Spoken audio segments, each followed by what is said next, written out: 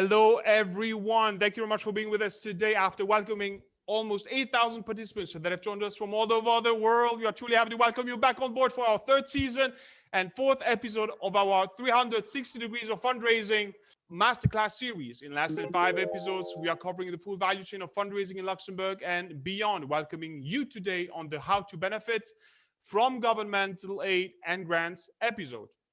A little bit about our fantastic speakers' background. Dr. Andrea Mona is Deputy CEO and one of the powerhouses behind the FNR, the country's national research fund. Together with Stefan Behren, Radu State, Eunice, Andrea has been at the forefront of setting and raising the standard for fostering entrepreneurship in Luxembourg since back in 2013. When not at the office, Andrea dedicates her time to her beautiful human family, the studies of space technologies, and supports initiatives developing entrepreneurial skills for students. A shout out to Pranjul Shah from the University of Luxembourg, who's getting the ideation camp ready for this weekend. Mr. Stefan Behren is head of startup acceleration at Lux Innovation. He's in charge of the Fit for Start program powered by the Ministry of Economy that has attracted, together with Jean-Michel Ludwig, thousands of promising startups from all over the world to turn their attention to Luxembourg and apply. Stefan and his team have also been highly active during the pandemic, supporting the ecosystem the best way they could with various programs and aggressive initiatives. Thank you, Stefan, for your service and for being with us today. Mr. Radu State is the head of research group of SEDAN at the S&T and professor at the University of Luxembourg. He's a savant in the space of blockchain, big data system, and network security, and has developed multiple industry partnerships worth millions over the past years. His ambition has now switched from applied research to spin-off development to create both entrepreneurship success stories and generate high-skilled job opportunities for PhD graduates. Radu has been one of the Loft's closest partners since our inception. Thank you, Radu, for being with us today. Younis Hijazi is an exponential innovation manager. He holds a PhD in computer science from the University of Kaiserslautern in Germany and went to Singularity University in California. He has been involved in innovation and EU funding for over 10 years, worked 8 years for the Luxembourg Innovation Agency as Horizon 2020 Program Committee representative.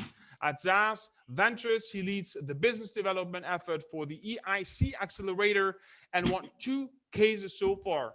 We've been working with Eunice for a while and have to admit that he's a true master of his craft. Eunice, thank you very much for being with us today. And of course, on the moderator side, she was supposed to sit here in this seat, but she's joining us from her home office. Ms. Ekaterina Uraga, the innovation advocate at KPMG Luxembourg.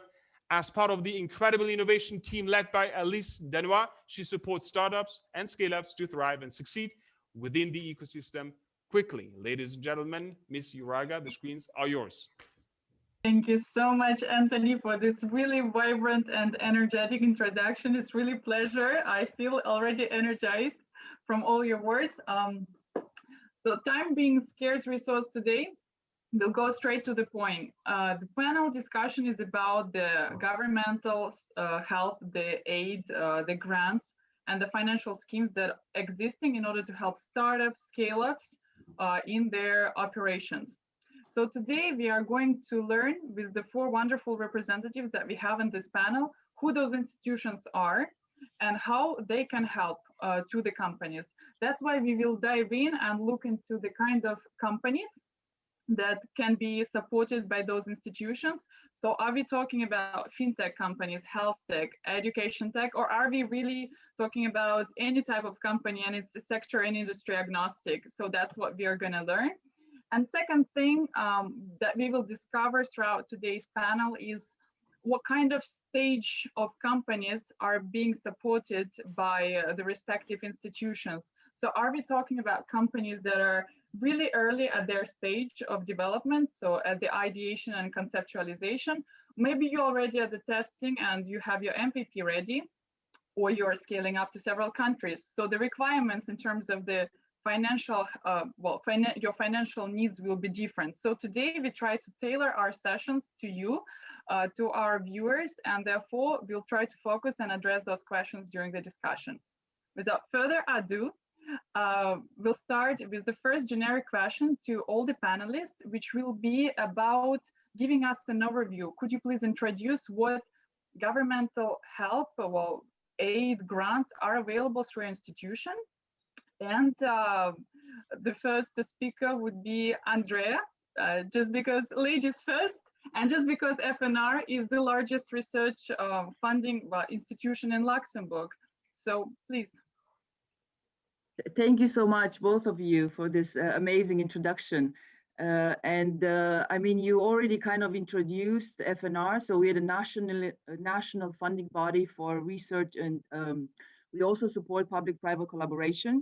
So you have already introduced FNR. So please, for those who like to know more about us, we have a wonderful website, fnr.lu. And this is one thing that you should take with you today.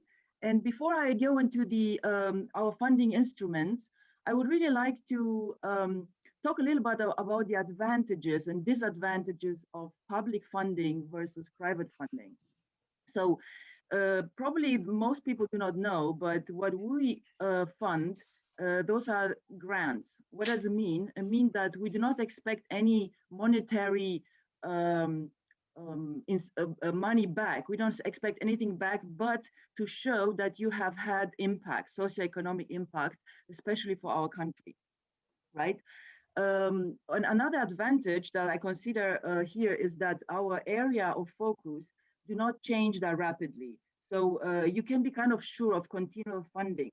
For example, we have had national research priorities over the last 10 years. So just last year, we changed them, and I'm going to come back to it in a second.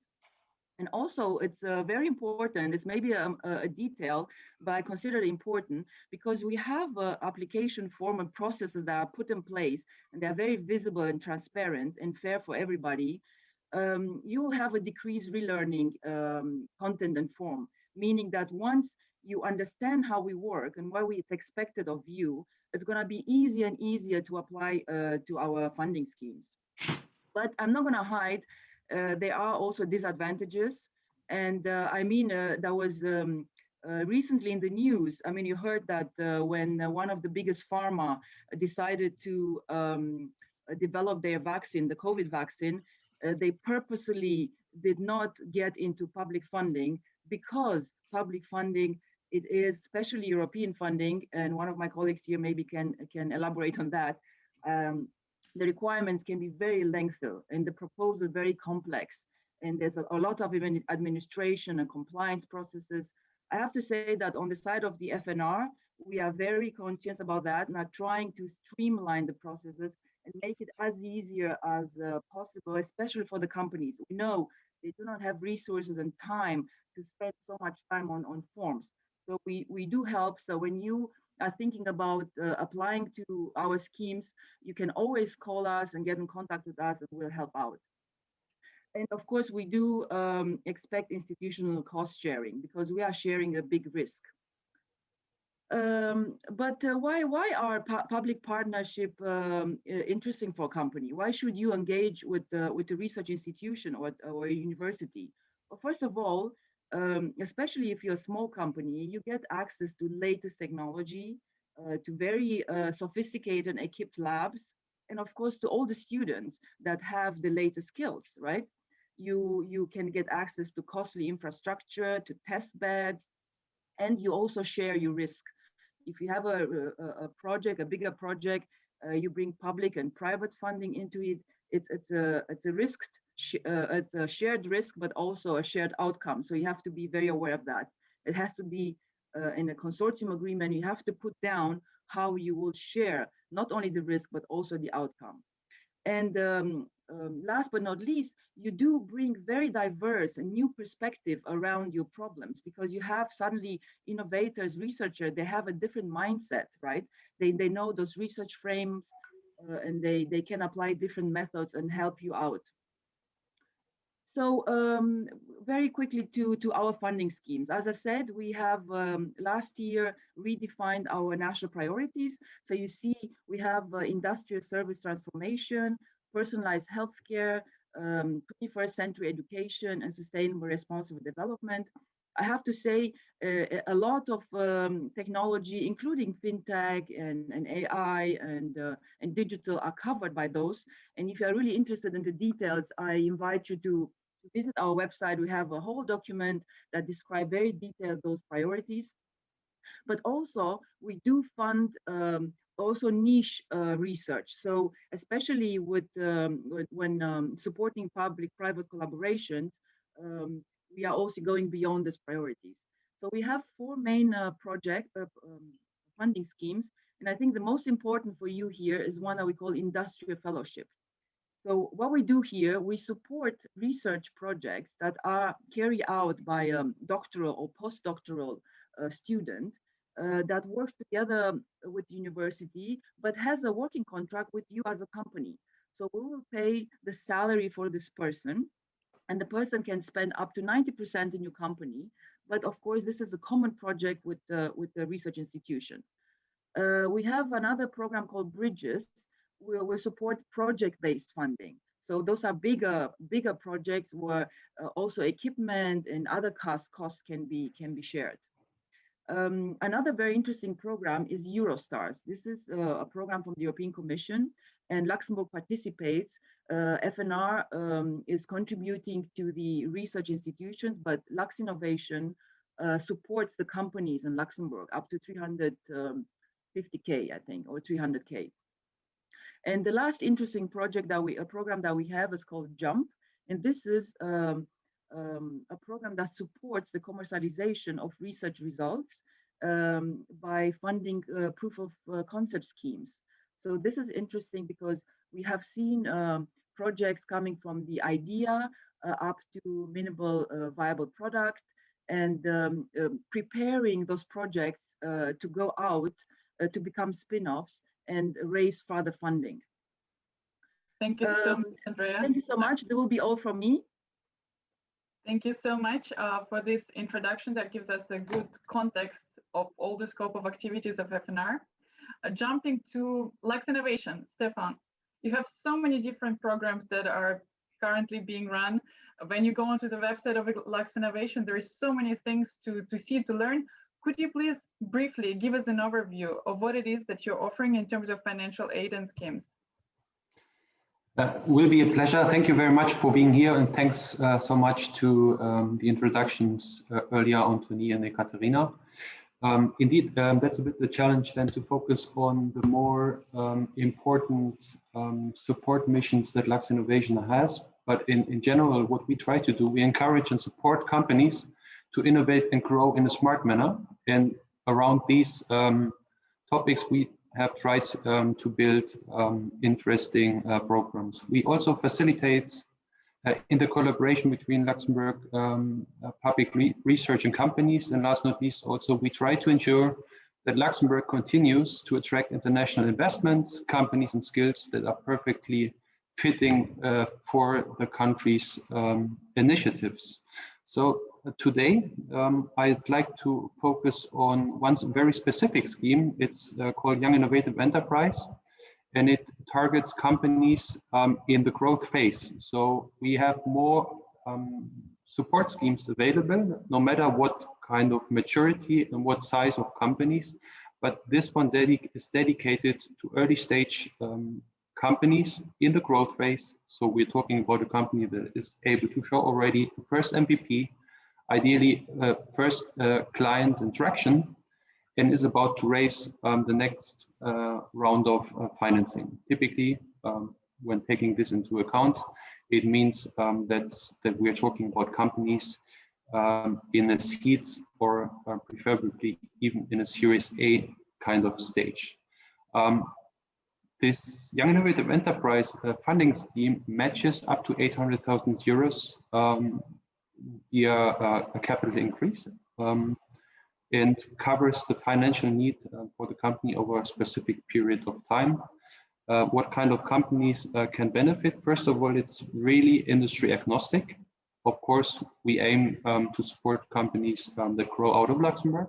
So there must be some substance linked to all this. And of course, I mentioned it earlier already, there should be already a solution on the market in order to be able to benefit from these schemes. Anthony touched on it earlier. We have made a lot of changes in the last couple of months in order to respect the new environment with regards to the pandemic, and that it's more and more difficult for early stage companies to raise their rounds. So what we did is, instead of having a matching of €1 for €1, we have increased the financial aid up to 70% in funding.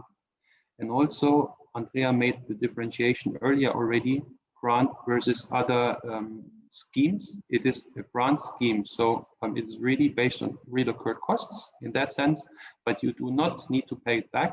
So there's no Lux Innovation, no Ministry of Economy appearing on your cap table. So this is obviously a very important and interesting information for you as an entrepreneur on the one side, but also to leverage this in discussions with your investors. Happy to dig a bit deeper later in the workshop. Thank you so curious much. to hear your questions. Thank you so much, Stefan. Thank you so much, Stefan. Young Innovative Enterprise is, could you say that that's a flagship, let's say, program for now when it comes to funding, or one of multiple? I'd love to say that Fit for Start, the acceleration program, maybe is our flagship project, but definitely, and this is a very good point, what we try to do is really build long-term relationships with the clients. So you could assume actually joining Fit for Start, which is a competitive program, of course, but then let's build together your financing roadmap with existing schemes, and definitely Young Innovative Enterprise can be the ideal kicker for your growth. Okay, sounds great. Thank you so much. Radu, on to you now. So you are heading the SIDAN research group at SNT at the University of Luxembourg. Can you tell us a bit more? How do you help your researchers, or maybe researchers, to turn into spin-offs, or in any other way financially with aid schemes to grow? Sure. Thanks for having me in a panel. So typically, when you think about university, you think like there are strange guys in some building sitting there and working on the blackboard and don't caring about the industry, or don't caring about the reality. And it's true that some universities are like that, but within the University of Luxembourg, there is SNT, which stands for the Interdisciplinary Center for Security, Reliability, and Trust. And our whole model is based on partnerships, working with industry. For two reasons. First of all, because we can train people, and these people can work afterwards in Luxembourg and can be involved in research and development. But also secondly, because we realized, and our director realized quite early, that there is a need to help the local industry to have access to people which are very skilled, and people who have access to the state of the art in the academic or in the science environment. Now, why am I here? You might be wondering, why is a professor here, or what can the university provide in terms of funding? University per se is not a funding agency, but we are a partner. So if you think about public-private partnerships, you might be thinking there are several opportunities, and maybe I'll mention them later on in the workshop, but Andrea mentioned very well industrial fellowships. They are very generous. So I can tell you, I don't know any other country in which it's so easy for a company, by working with a university, to benefit from industrial fellowships. Basically, where you have a postdoctoral researcher or a PhD student working for the company and being funded up to 85% by the public funding. Bridges projects, which are very generous.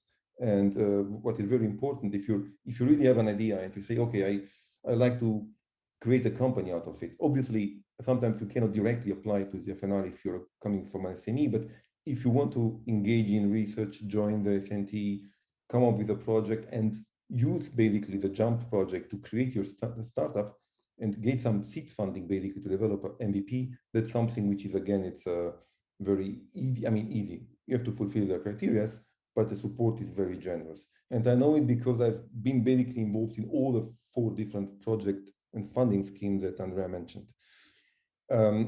Something where I think the university is also important, it's European projects. Think about Eureka Eurostars projects, which again in Luxembourg are very generous, because the university part, it's directly funded by the FNR, while Lux Innovation is funding the partner. if you're a small SME in Luxembourg, you might not have contacts with other companies in Europe, and you need 2 or 3 partners to join you for your Eurostars consortium. Typically, researchers are very well connected, so it's quite easy to get international contacts and to build up a small consortium. Think about Horizon 2020 projects, which are very tough to get into because they're very, very competitive. Again, through and with the university, it's quite easy to get in such a consortium and to be part of such a project, especially in the cybersecurity. Few people know, but Luxembourg is one of the very few countries having, I think, 3 being part of the 3 out of the 4 cybersecurity competence centers that are funded by the European Commission.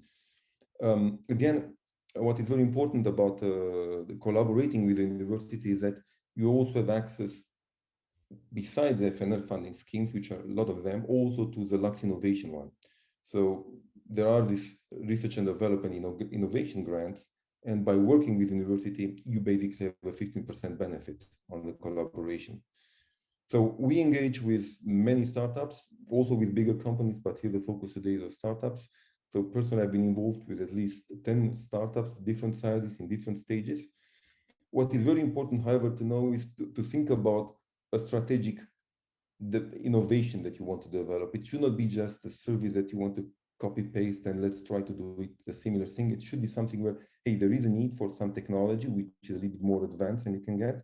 We need some people to help us, and it should be something that is not like, oh, I need to make a product and it should be on the market in 2 months, but you should think about a lifespan of 1-2 years until you really hit the market. And then I think the basis for a collaboration with universities are excellent. And I will leave now the token to the follow speaker. Thank you so much, Radu. It's true. It seems that there is a very robust ecosystem that we have here in Luxembourg, where university, FNR, Lux Innovation are all interconnected and really aim to help the startups, the researchers. And actually, this interesting link that you mentioned with European Commission, European project, and Horizon 2020 brings us very smoothly to Eunice, because Eunice, in ZAS Ventures, you say that you focus on deep tech innovation, and that you have brought a lot of funding, public money to companies through your company. So you help them to apply and get those grants. Could you tell us a bit more? What do you do and how you do that? Sure, thank you. So I've joined ZAS Ventures 2 years ago, so we really help our target group. We work 2/3 of our activities is to help deep tech startups scale up through EU funding. I agree with Andrea. It's very competitive. So the first thing we say is that EU funding is not for everyone. When I was at Lux Innovation, I was saying that to my customers. So EU funding is not the first funding you should think about. It's important to have first to go to facilitators from different organizations that will guide you through the complexity, and to have a holistic approach with national EU, so to have a plan. And so we are really like an EU consultancy specialized in EU grant proposal writing. As I mentioned, 2/3 are on this program called the Eic Accelerator, the European Innovation Council.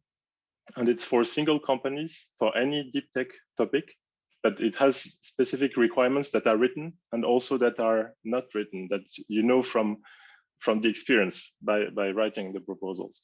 So this is the main program we focus on the workshop jointly with Stefan. We will explain in more details how it works, what are the requirements, what's the process, because all the rules now of the game are changing.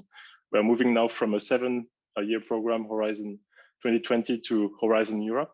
And now there is a new Eic Accelerator. So the rules and the experience we have had so far, with very few fintech companies so far funded, this could change in this new program. So because it will start, the first deadline will be in a few, it will be open, we hope, in a few weeks, that the companies can start submitting in this new program. So now is the right time to get ready, to understand if it's for you, and to start working, either applying on your own, but it's very competitive. So we, as consultants, we know that it's difficult for a company just to try their luck. So we are there to help, but we are very selective in the companies we work with, and because we don't want them also to waste their time. So that's why we do this assessment. And I'm in charge of the business development at ZAS. So I spend lots of time having inquiries of startups, SMEs that want to apply for EU funding. And so we really analyze the investor pitch deck. We act as investors, basically. We look at the investor pitch deck and we tell them and we provide feedback. And sometimes we say, okay, you should contact your national contact point to get more information about EU funding and navigate. And sometimes we orientate them to other funding instruments when the Eic Accelerator is not a good match. Thank you so much, Eunice. I have a question that, yeah, Stefan? Maybe if I could add to this in general, because all speakers now mentioned the other institutions in that sense, and I really think that this is one of the key advantages in the Luxembourgish ecosystem. We work very closely together, and we, no matter which angle you are going to choose, which channel you're going to choose, everyone is helping you and trying to redirect you to the persons that are able to support and help. Exactly, because I think that's what every person maybe that is listening, maybe for someone it's more clear, for somebody less clear. For my exact startup, I'm, let's say, a very early stage, a fintech. Where do I go? What's the first step? Because having heard all of you, the impression can be that everybody can help in one way or the other. I still don't know where to start. So where do I start? What are your suggestions? Like, do I go to Lux Innovation first, or do I just go and check out all of your websites and contact each of you? What could be the first steps? I think depends if I may step in, if you already have the technology in place, if you developed it, or if you don't have it. And the second step is how much funding you already have. If you have nothing, then probably it's better to start maybe with Fit for Start, where you start small. If you can sustain some resources for 1 or 2 years, then you can go to collaborating with the university if you don't have the technology. But if you already have the technology in place, then you can, and you need to improve it. And even if you don't have that many resources in place, you can still go, let's say, for the industrial fellowship, where basically the FNR is taking most of the risk and most of, let's say, spending most of the resources and develop it. So I don't think there are like separate strains, and you can follow 2 or 3 strains in parallel. So I had partners in which we engaged on Bridges project with the FNR and themselves basically engaged with the innovation on the FDI grants. And in fact, starting with a very small idea, we ended up with a very big project where funding came from all the sources. And that's a very important point for our I don't want to listeners. name the partners because of the, but you can start with a small project and then basically make it quite big. Okay. So your take on this is whether you have technology or not, and whether you already have funding or not, you kind of start one way or the other, let's say. That could be decision tree. Okay, any other maybe perspective? Well, I think it's important that you know what you want to achieve, right? So I've seen a lot in the past where people say, I just want funding, and then I will think about what are my objectives. This is totally the wrong way to go, because then, of course, where do you go? How do you start? You need to know exactly what do I'm looking for, what are my objectives, and then that you have an overview. Say, okay, if I want this to go, if I need new IP, I need new access technology. Okay, these are the instruments that are available. If I am developing my MVP, okay, what is available, right? If I'm looking for collaboration with the research institution because I need access to the infrastructure, okay, what are the funding? But if you, of course, start, I need funding, this is going to be very, very hard, because, of course, we will ask also, what's your objective, right? So I think it's very important that people know what are their objectives first. And then no matter if they talk to Lux Innovation or talk to us, if they tell us, okay, I want to reach that, I will know, okay, this is in the realm of Lux Innovation, and I will direct those persons to Lux Innovation. I'm sure vice versa will be exactly what actually Stefan meant. We are all very connected and we know all the funding schemes. Exactly, but that's very true, and that's very much linked to what Radu was saying, right? If you know what you need, then eventually you'll find those people who might help you that satisfy your requirements. Yeah. Okay. So that's our takeaway. Let's say one more the thing, first. if I may interrupt you, what is very Sure. important to know, we haven't touched it yet, but the European Union has some very strict rules on state aid. These are important things to consider. If you apply for public funding, there are rules which basically force you to accept or not accept specific constraints if you accept this public funding. I don't know, I think it's Article 22 in the European Union framework, but they are very important to look into. Okay. State aid rules. And I guess also Lux Innovation and ZAS Ventures is also here to really help to look into those documents. All right. Thank you very much. I think time is running a bit against us. Anthony, what are you saying? Shall we move on to the next part? Let's go. Now we really want to know whether you've paid attention during the panel discussion. So all you need to do is to click on the link below, right here in the chat. We are starting the quiz in about 1.5 minutes. All you need to do is to click on the link below and put your first and last name. We're starting in about 1.5 minutes. Okay, people are already flocking in. Please go ahead. Okay, people are already flocking in. Let's go, guys. I want to see more. 15, 20 participants. 20, 25, 30. Wait a sec. Okay. Okay. 35. Let's go up to 40. Let's go up to 40. Let's go up to 40. We'll wait 20 more seconds. Let's go up to 40. I want to see 40 participants. 38. 39. 40. 3 more seconds. Who wants to join last?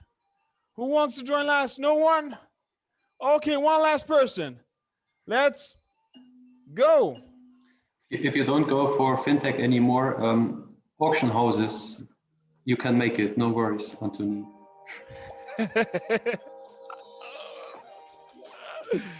Let's go, guys. You got 3 minutes to score. 3 minutes. Let's go, guys.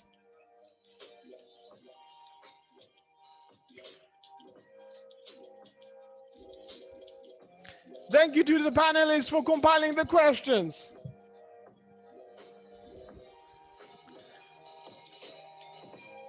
Sviatoslav is first. Who's R and M? How many points? Mr. Felix Lemmerling. Mr. William Carbone. 2 more minutes left. Hurry up, guys.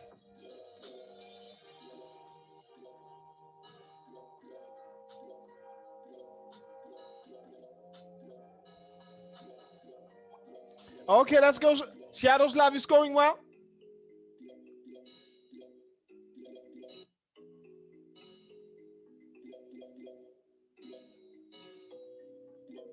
Please go ahead. Stephanie second. Alain J. Mr. Felix Hamelin, second place. 90 seconds left. Miss Nida Khan.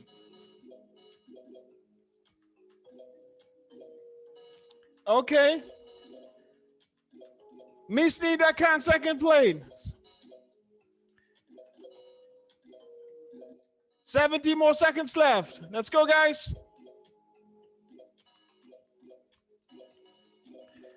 Mr. Sviatoslav, first place for now.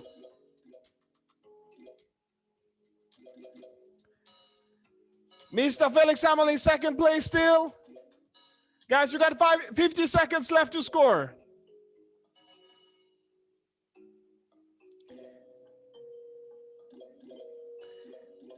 Sviatoslav first, Stefan second, Felix Hamelin third. 20 seconds. Let's go, guys. Let's go. 15 seconds.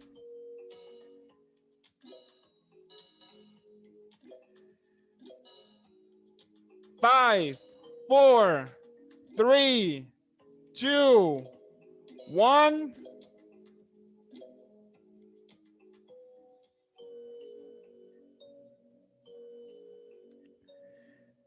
Sviatoslav, congratulations.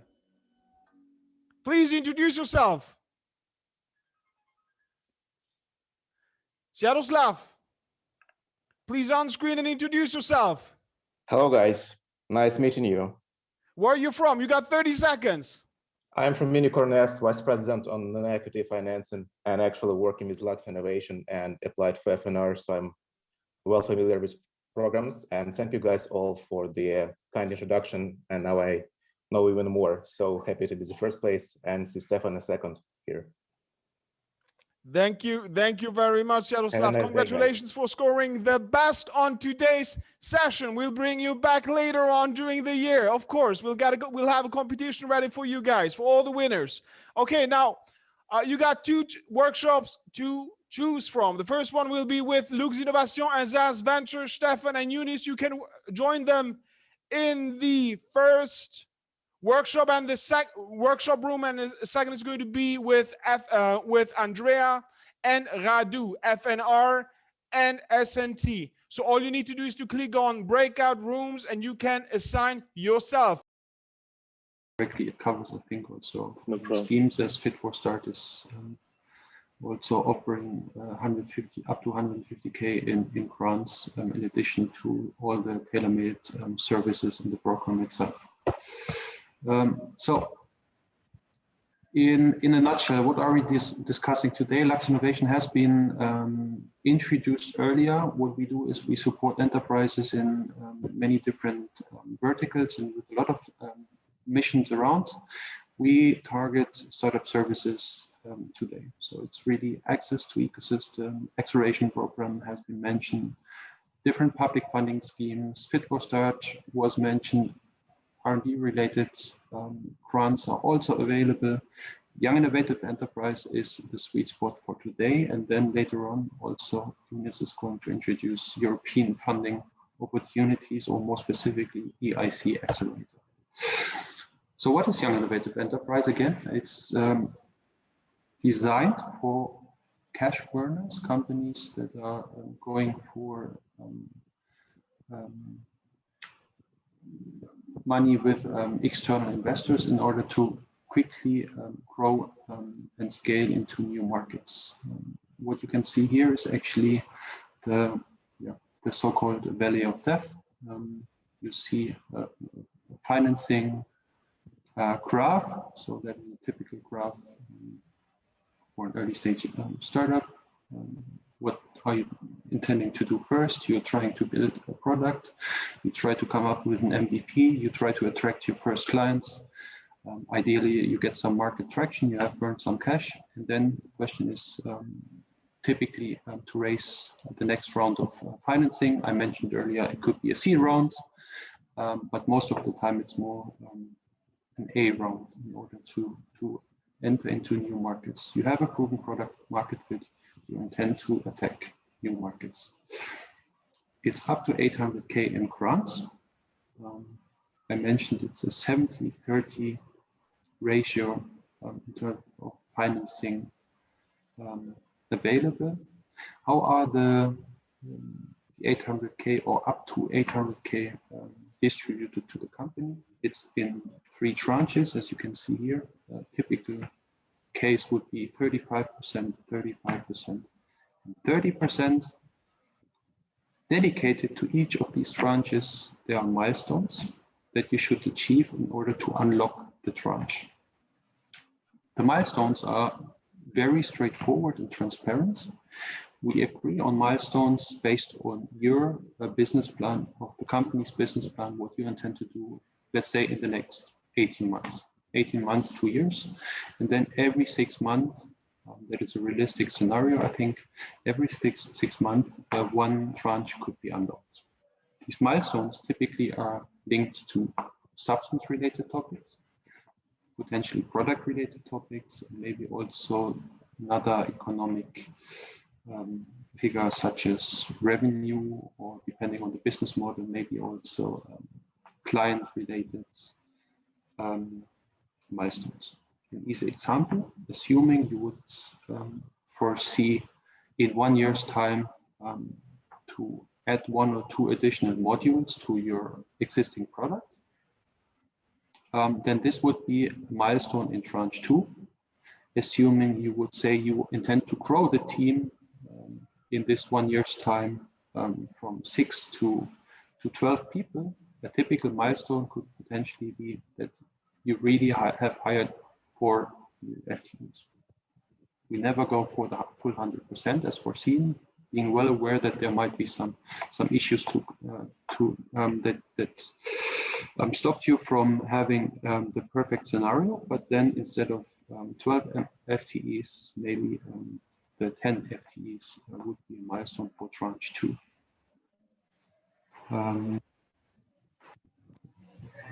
3, it's quite important maybe then also to mention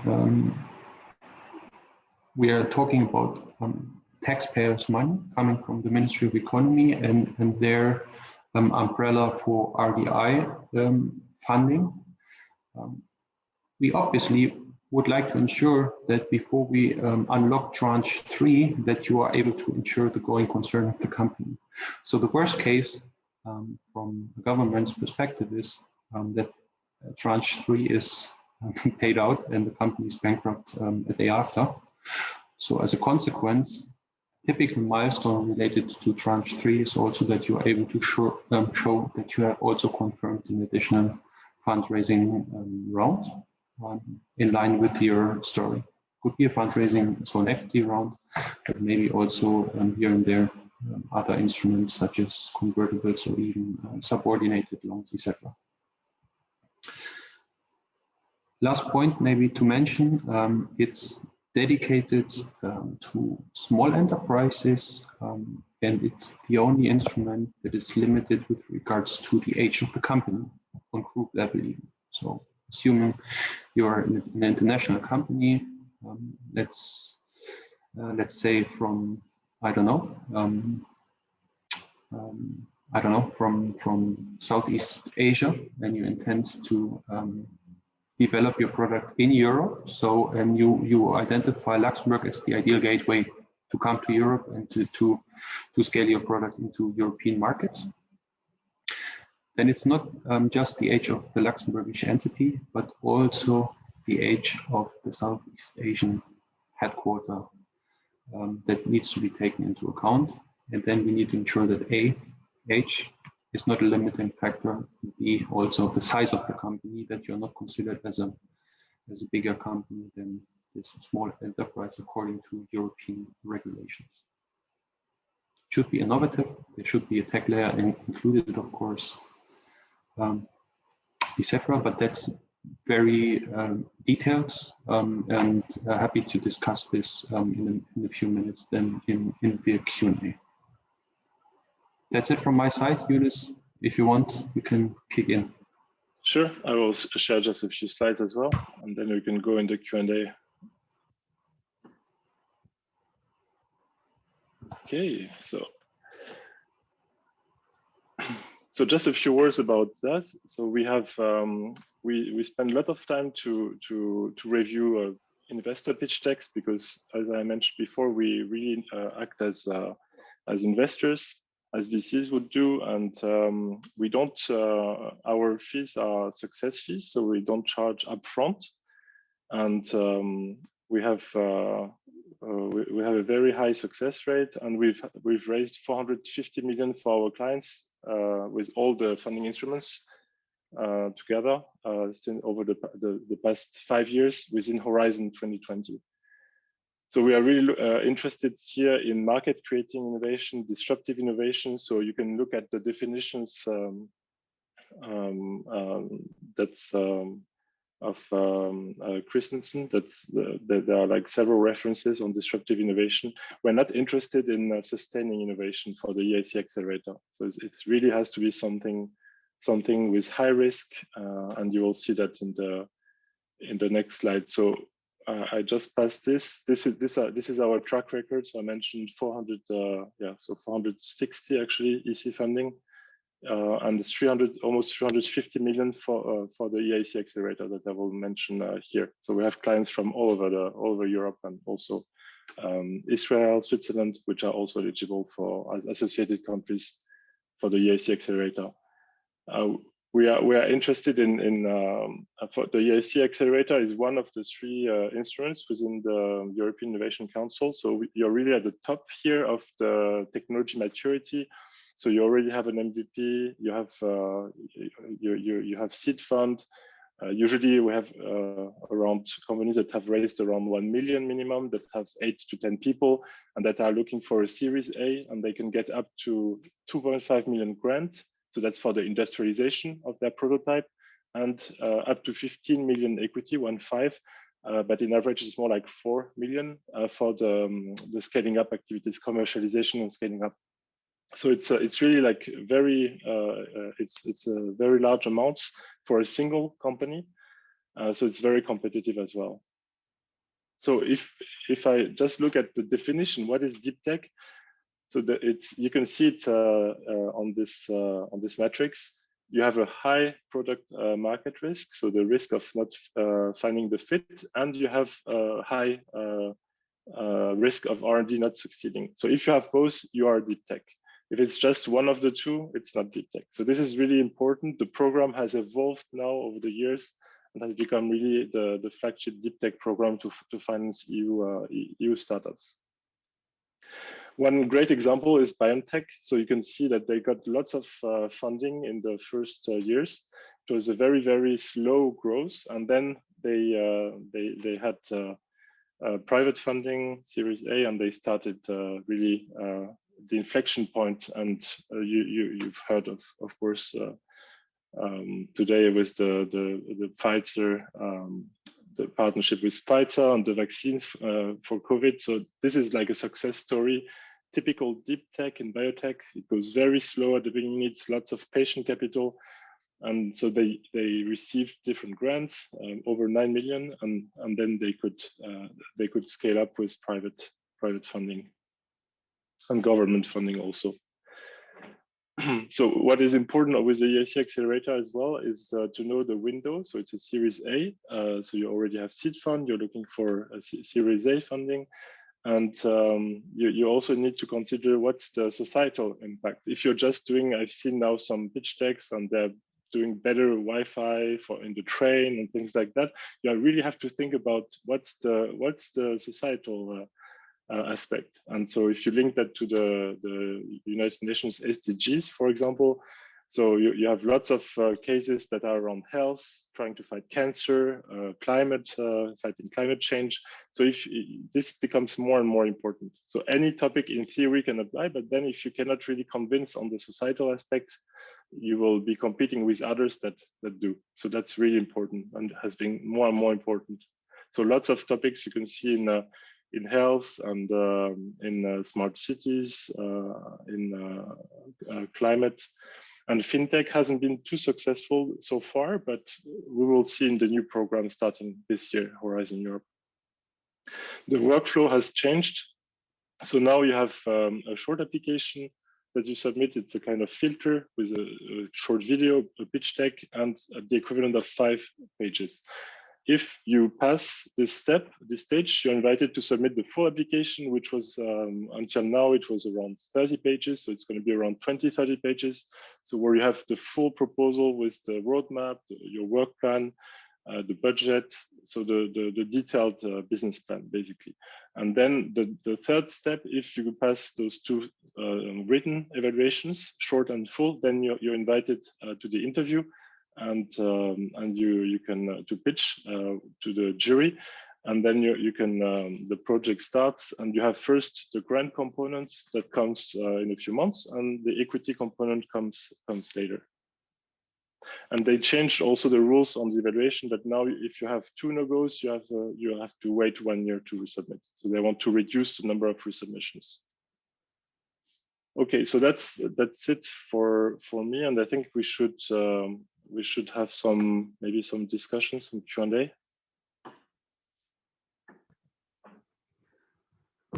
I think I have actually noted a few questions that have already been put in the chat. I can read them out loud for you guys to answer, and then if anybody has questions as we go, maybe you just ask them directly, our participants. That's okay. A question, I think it was for Stefan, but maybe for both of you actually. Is EdTech eligible to the programs? Education technology startups. Clearly, yes, for Young Innovative Enterprise. It's industry agnostic from this perspective. Eunice introduced Eic Accelerator with a clear focus on deep tech. Young Innovative Enterprise is a bit broader. You need to convince on the innovation side. You need to ensure that the co-financing capacity is there, and these soft criteria, Eunice touched on them on the EIC side. They're slightly differently defined for Young Innovative Enterprise, but still around substance-related topics, a few questions come up, and this is where the devil is a bit in the details, if I can say so. But straight and easy answer, yes, EdTech can be eligible for Luxembourg company to apply for Innovative Enterprise. So for the Eic Accelerator, it's a bit different because so EdTech in theory, yes, but you have to really, you need a really clear deep tech component. So if it's just a platform, a marketplace, a platform, business model innovation, this is not gonna be a good match for the Eic Accelerator. So yes, in theory, but then if there is not enough risk on the technology side, as I showed in this matrix, where you have high risk, and also on the product market fit, it's not going to work. So we get a lot of requests on EdTech, and we don't select that many because it's challenging, but it's not impossible. And also you also have the co-funding with the Eic Accelerator, but you can take it from the equity. So you get before they introduced the equity, you had to show that you have the matching funds, the 30%, but now you can take the 30% from the equity. Thank you very much. I think let's take a live question from Alberto, and then we'll go back to the questions that were submitted in the chat. Right, thank you. Thank you, Stefan, and for the clarification, and Eunice. I had a question more related to the Young Innovative Enterprise. When you say that it's, well, you're expecting companies to be closer to Series A rather than seed, right? But my question was, what is the timing of submission? Because I would expect that the amount of funding would be more useful to reach Series A than necessarily after Series A, right? So if you're going for matching scheme, in a sense, for a Series A that can be, you know, I don't know, from 3 million upwards, I would expect that the company before or to reach that stage would benefit more from such a funding. So my question is, if indeed you are more interested in companies who are really close to Series A, or does this matching also work for seed, that it helps the company reach that stage where they can achieve a Series A funding? First of all, good to see you, Alberto. Nice to have some familiar faces here in the chat as well. It's a smart question. I think the point is, it's not, there are other funding schemes available as well to finalize a product, your product, for example. And maybe let me try to answer from another perspective. What is the majority of the costs that you foresee for the next, let's say, 18 to 24 months? And the breakup of the costs is quite a good indicator which scheme is the most appropriate to you, and maybe another R&D or process and organizational innovation related scheme could be the ideal one.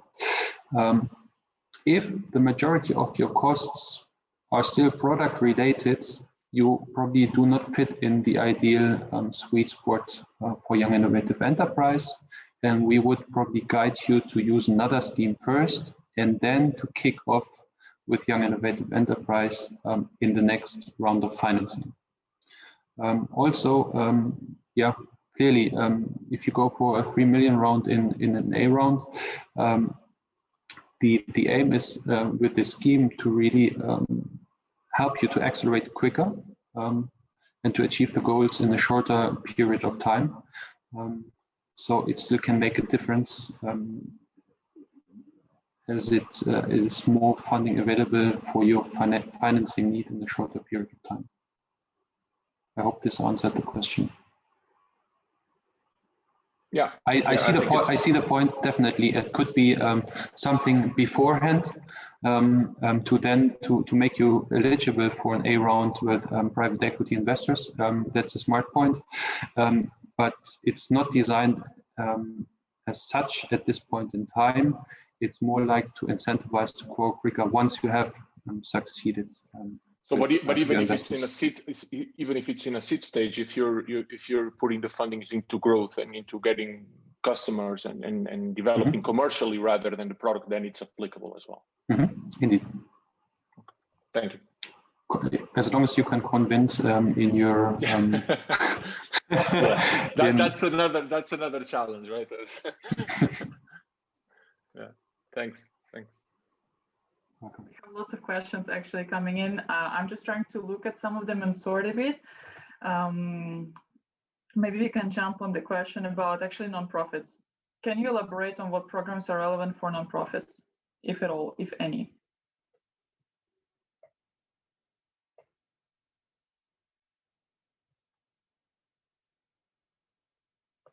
For the Eic Accelerator, you have to be a for-profit, so it doesn't work. Either, yeah. Okay, that was an easy one. Well, there was a question about sharing slides. I don't know, guys, if you were meaning to share slides afterwards, after this session. We can do so, of course. I think Loft will manage it. Okay, just to answer Yes. some question. What's your strengths in terms of region? Do you have startup from outside Europe, like Nigeria, to raise funds? Or what's your focus?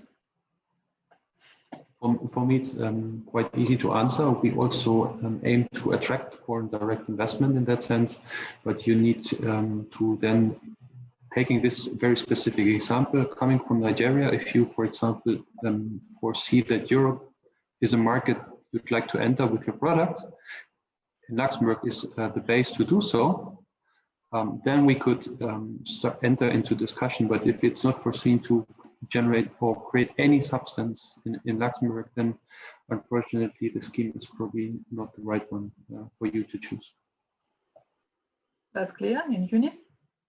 So on the eligibility side, the companies need to be based in the EU or associated countries. So I was just looking at the list. So I mentioned Israel and Switzerland, but you have many others. You have Serbia, Montenegro. So I just share it here. So it's basically that's the list of all associated countries on top of the EU the 27 EU member states. But we see that in this list we have lots from Norway, which are really active. Norway, Israel is very active, Switzerland, and we are getting more and more from from Ukraine and from other countries. But if you look at the statistics in this list, it's mostly Israel, Norway, and Switzerland that are very successful in the Eic Accelerator. Should there be a link to Europe still? It cannot be, let's say, Ukrainian company developing a product for Ukraine. Yes, that's the same philosophy as when you apply for national funding. So you need to have, of course, so they have strong partnerships with these countries, and then you need to have to create growth in Europe with both in terms of revenue and jobs. So you need a link, of course, with Europe, even if the company is based in Switzerland or in Montenegro or so on. Makes sense. Makes sense. Another generic question to both of you too. What should be the purpose of funding? So to hire employees or to hire or to acquire new technology? Do we have to engage expenses first or to wait for grant agreement, assuming that they qualify? So is there any clear requirement what you have to use the funds for? So for the Eic, for the Eic Accelerator, you need so the grant cannot be used for what they call TRL9 activities, technology readiness 9, which are commercialization. So it needs to be linked to some. So you can have leads for research, for development. You can, but not or like for some pre-commercial activities, but it cannot be used for commercial activities. So for the industrialization, we use the grant for the industrialization. And then you have very specific rules that might also change now from Horizon 2020 to Horizon Europe. So we're keeping an eye on those rules also, legal based. But we know, like with subcontracting, what you're allowed to do, and you have some very specific mechanisms also with to put things into other direct costs or like linked third parties. But for that, it's good to work with consultants because it's not so easy to know all those rules and they have the experience.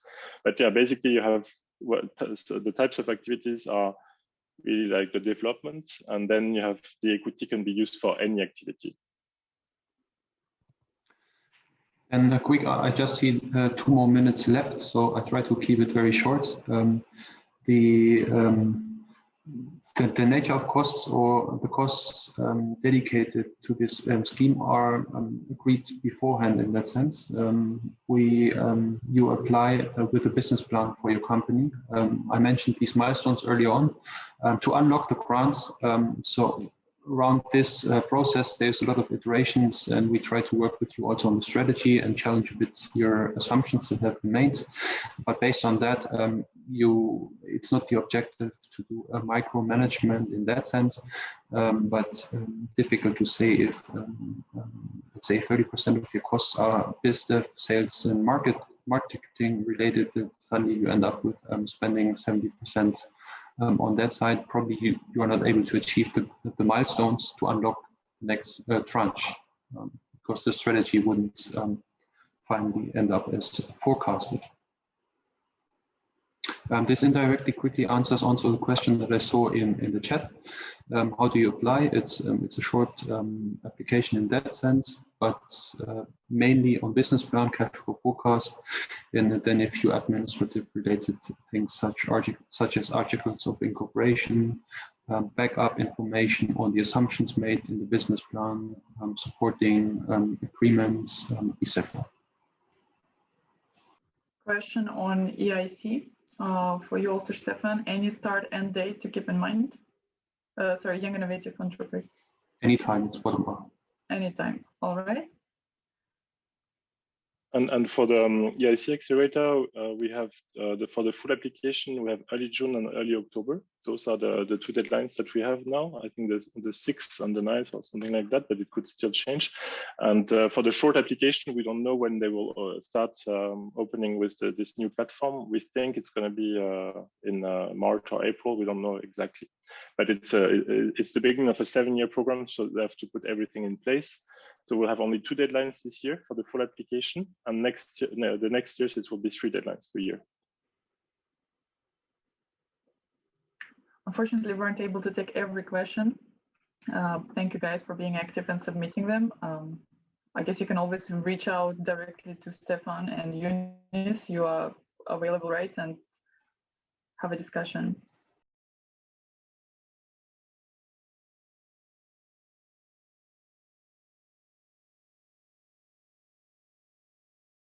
I might share some slides if you want, just to give you an idea on what we are doing. Tell me if you see my slides. So it's just a fast. Do you see them? Yes, yes. So SNT, basically we are involved in a lot of, it's a 400, I think we host something like 400 researchers right now. We do topics related to space system. A big activity in our lab is headed by Björn Ottersten, our director related to space technologies. We work on autonomous vehicles, Internet of Things, cybersecurity, and a lot on fintech and cybersecurity. And this is basically the partnership model. So how does it work? We have a partner which has domain knowledge, knows very well, let's say, where the technology has to be applied, knows very well the market.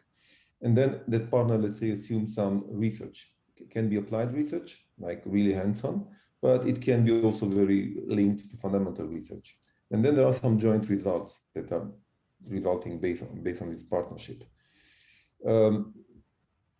just to give you an idea on how does it work, it's in terms of partnership is that we cover 4 things. We have basically the cost structure, and that's in most cases 50%. S&T is funding 50% of the project, while the partner is funding 50% of the project. We have a data and a project governance in place. We have a lot of, let's say, interaction, especially in Luxembourg, France, and Germany area. The call will be out soon for this next 4 years. So right now you can see only the call for the next, for the previous 4 years. And you also have the Eureka Eurostars project and the Bridges project. What is interesting with Eureka Eurostars is that if the project is well defined and you have the university in place, funding from the university comes from FNR, and it's very generous, up to 300K, and funding from the company comes from Lux Innovation. So it's a scheme in which if the 2 projects are well aligned, I mean, if the research part is well aligned with the industrial project, then you can have a lot of funding, which otherwise it's very difficult to get somewhere else. Then how you find a postdoc? Because the question was on how do you find a PhD or the postdoc, no? That was the question. Yes, just one question from the previous slide also. Yeah. Regarding the university, is it mandatory to have a university as a partner within Luxembourg, or can it be from Europe or anywhere from the world? So what is the criteria of university? Depends on my reply. So if you apply for FDI projects, then it has to be in Luxembourg. Okay. If you apply for an industrial fellowship, Okay. I have to, maybe Andrea knows more. In the past, it was not conditioned to have it in Luxembourg. Maybe now it changed. Okay. I know that in the past you could have an industrial fellowship and the PhD could be somewhere else, but that was before the university had a doctoral program and before S&T existed. So I'm not sure if you can fund a PhD student somewhere else. Okay. Okay. Okay.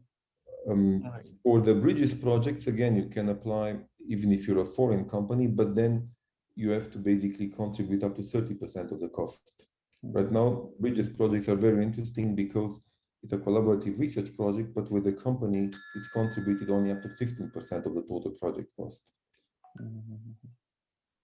So rather for the industrial fellowship, you can actually get in touch with the research institution abroad if you, as a company, are based in Luxembourg. So this is okay. Okay. So company in Luxembourg, but the research institute or partner institute could be outside Luxembourg. Yes, and but the company has to have the contract with the student.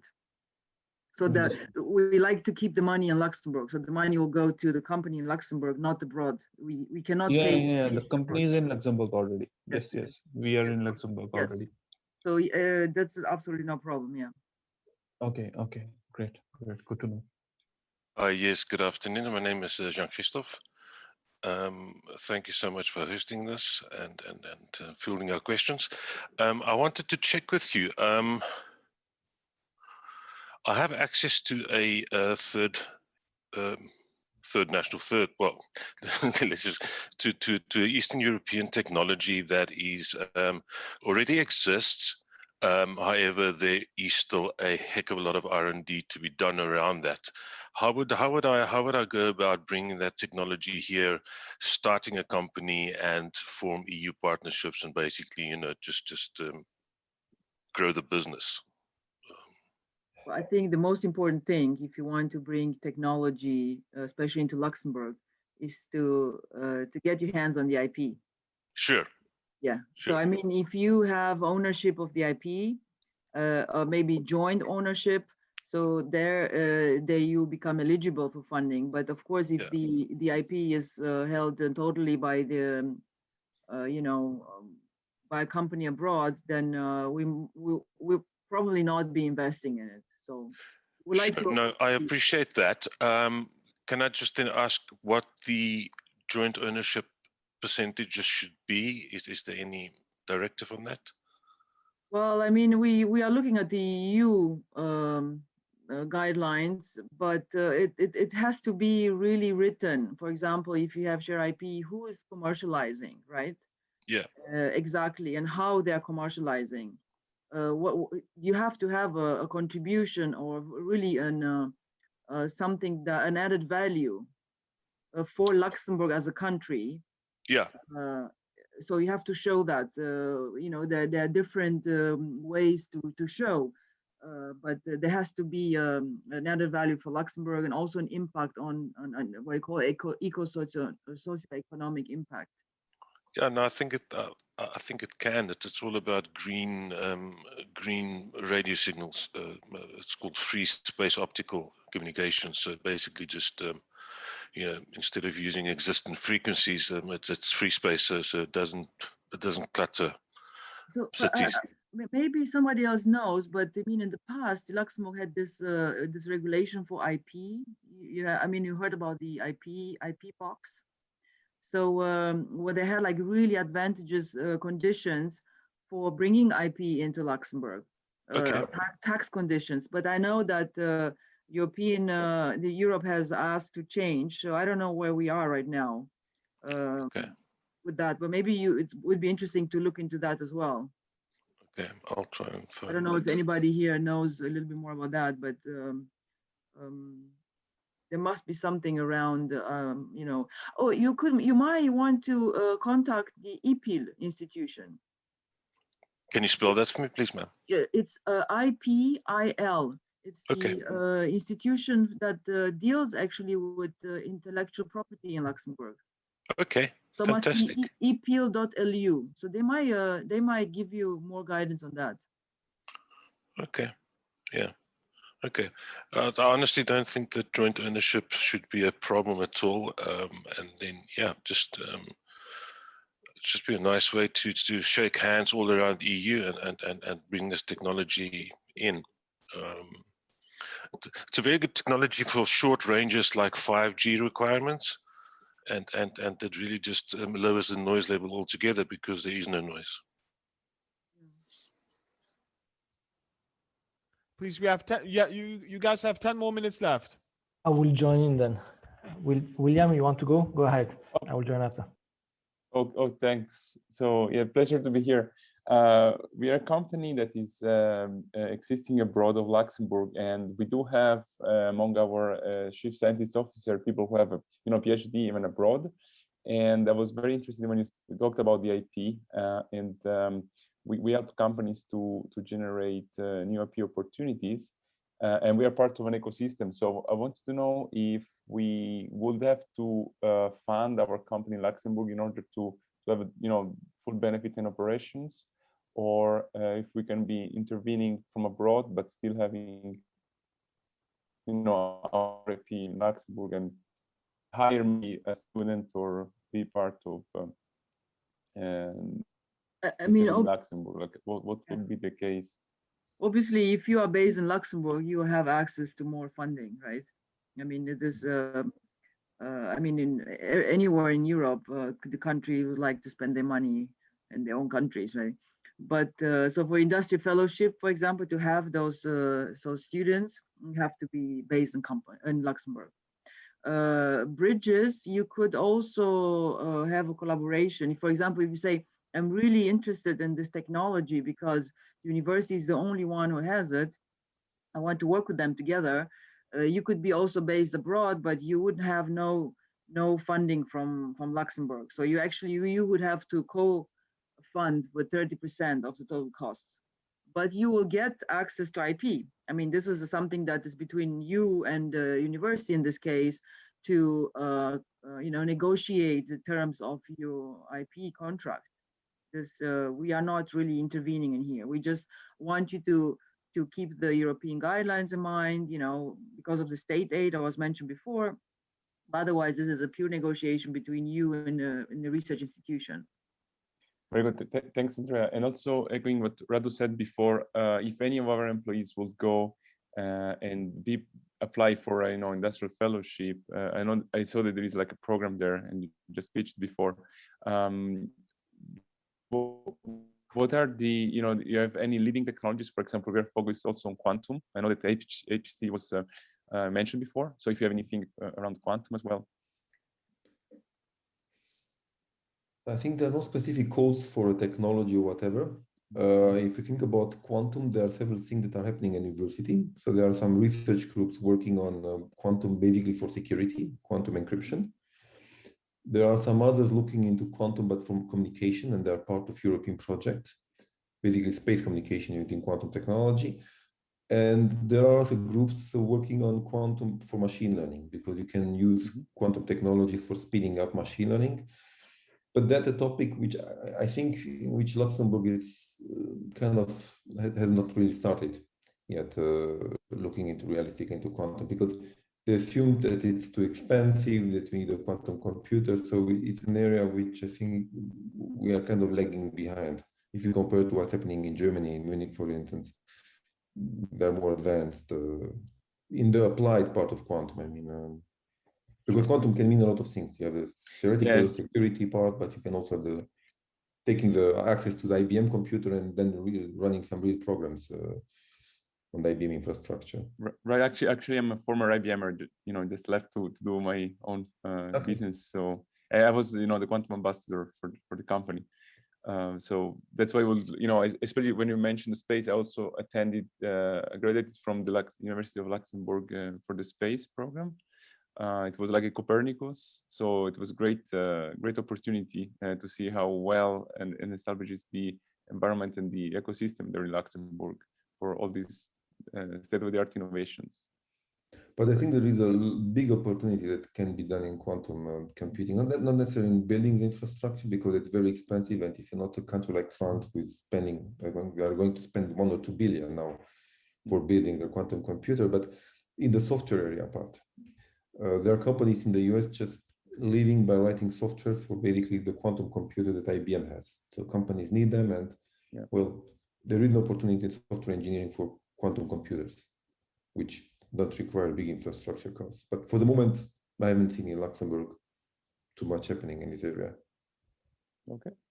And if you don't mind, I would like then to be in touch with you and Andrea for further conversations on this, if that's possible. After. Sure. Yeah, sure, of course. I mean, you have you find, if you want, on a website, you'll find all the details. Okay, perfect. Thank you. We are more than happy to engage in any collaboration on the university side on this topic. So just feel free to drop an email. And wonderful. Thank you so much. You're welcome. Thank you, William. Hello, everybody. Sorry, I'm a bit late in the conversation. Maybe you already have done it before, Radu, but can you give us some concrete examples about collaboration between the SNT and some of the fintechs? I mean, I know that you work directly with at least 2 or 3 of our fintechs we incubate. So people in the call can also, I would say, think about, okay, this is something I can do with my company. I'll give you 2 examples. One is about 3-4 years ago, 2 entrepreneurs came to us and they said, we want to build something on Islamic finance, which is a financial product for the Middle East. And we have no technical people to do it. So they have some companies in Belgium that were doing normal financial products, but they really wanted this kind of Islamic finance projects. So we started with a simple partnership. Then we really went to the FNR and we applied. And we received 2 grants, one for the PhD and one for the postdoc. So basically the team, from one person that was supposed to work with the company just to build something, we had 3 people working with the company. And at the end, last year during the lockdown, we continued to work with them even after the grant expired, because they really wanted to push that product on the market. We built it, even though let's say the contract was expired. So just to see that we are not there to work, well, we start at A and then we finish at B and then it's over. No, we really wanted that project to be finished. So it's not only that they had the product and they went then to the Middle East where they're deploying it, but in between, when in Luxembourg, there was some workshop on Islamic finance and they needed a person to be in the panel with the Minister of Finance. Well, the PhD student was in the panel with the Minister of Finance.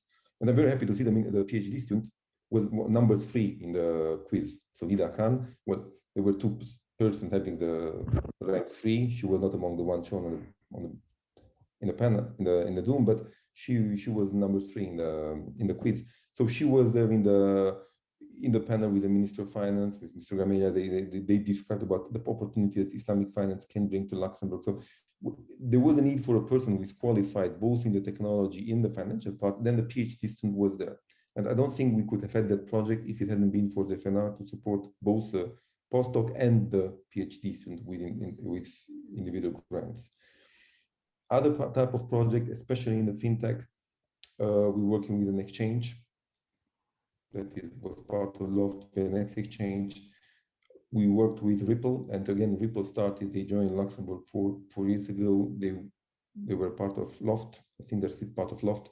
We engaged with them, and now Ripple is one of the major, basically, partners in S&T. So we have 4 PhD students basically working with Ripple on technologies that go from payment, real-time payment using the blockchain, improving the ledger that they have, working on inter-ledger payments, so payments will go from one ledger to another one.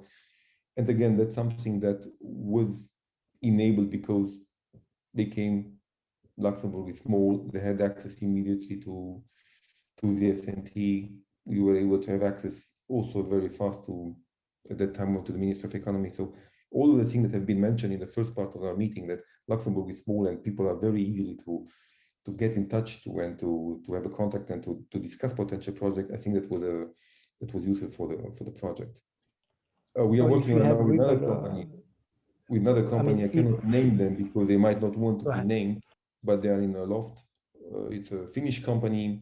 We're working basically with them on credit scoring. We just have been awarded in December a Bridges project with them. So where the whole thing is to use data analytics and to be a kind of credit scoring agency and to work with banks together. Again, I'm not allowed to mention their name, but if that person is in the room, she can speak up. But I think Ellen is in the second workshop. I saw him; he was connected when we started the Zoom link today. Maybe Alex, you can mention them. No, I mean, no need to mention. Thank you for giving some examples. I mean, if you guys work with Ripple, means until everybody has joined back. Katerina, are you there with us? Yes, I am. Want to say any last words? But really, thank you to everybody who participated in this panel, in the webinar, in the breakout rooms, in the workshops. That was really cool. It's great to share an amazing ecosystem we have here in Luxembourg and to support more and more companies and bright people with their ideas and beginnings. Thank you, Katerina. How can they reach out to you directly? First name, last name @kpmg.lu if any questions. Wonderful. Thank you very much for all the speakers for having joined us. Thank you, Stefan. Thank you, Eunice, Radu, Andre. It's been a pleasure to welcome you for our 4th session. Next week, we are expecting you at our final session, Demystifying Alternative Funding Schemes. It's going to be the closing session of our masterclass series that has welcomed over 500 participants. Thank you very much for having been with us, and see you hopefully next week. Stay tuned. Let me drop the registration in the forum, and see you hopefully next week. Thank you very much, and talk to you. Thank you. Bye. Thank you. Bye. Thank you. Bye-bye. Bye-bye. Bye.